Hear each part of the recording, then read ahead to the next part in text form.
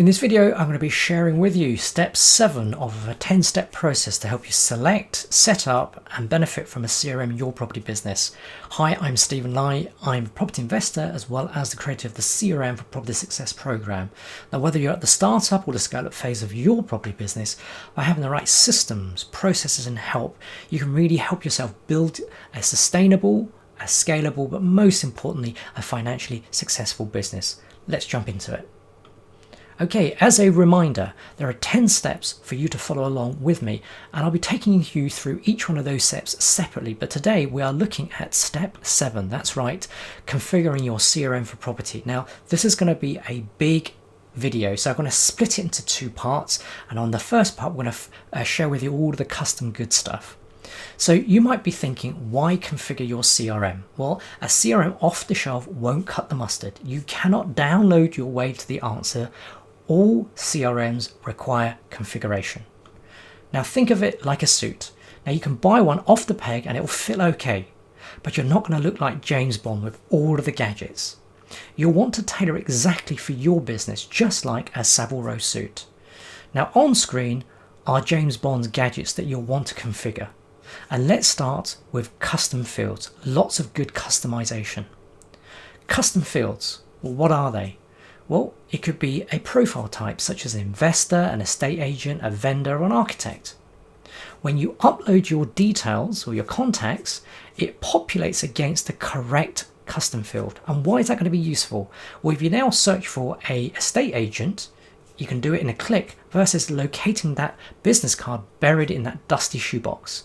And a great example of that is an estate agent against a particular area, maybe the gold mine area. So you could just put into your system, show me all the property investors in London.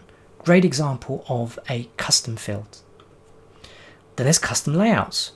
What the heck are they? Well, they're the frequent details in one place. So imagine if you look at your mobile phone, probably on your first screen, you've got all your apps laid out in a particular way. Maybe it's your favorite apps because it's in a unique order, typically shortcutted so that you can get to what you need very easily. And it's the same for your CRM. Why is that useful? Because most of us, we're visual versus maybe text heavy in a spreadsheet. So you can see all of the details at a glance without having to open any spreadsheets. And a great example of this would be a particular property deal where looking at the address, you know exactly where the property is that you're sourcing. Maybe the listing date. How recent is this information? Is it freshly listed or is it over 3 months old?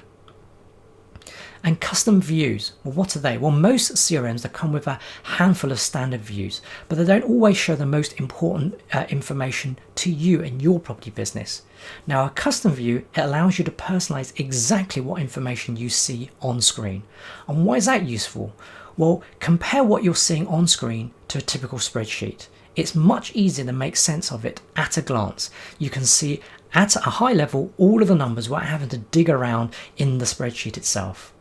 Now, I did mention that this is a blockbuster video and I split it into 2 parts. And on the second part, we're going to be going on to reports and a lot of other good stuff within the configuration of the CRM. But before we do that, I'm going to leave you a pop quiz question. How do you fit your business around your CRM? Or is it the other way around? How does your CRM fit around your property business? Does it work like a tailored suit? Or is it a bit like off the peg? It fits, but it's just a little bit tight around the edges. I'd love to understand what's working well in your property business, and maybe some of the challenges that you're experiencing. Just pop a comment down below, and I look forward to completing part 2 of this blockbuster video with you on our next video. Take care now.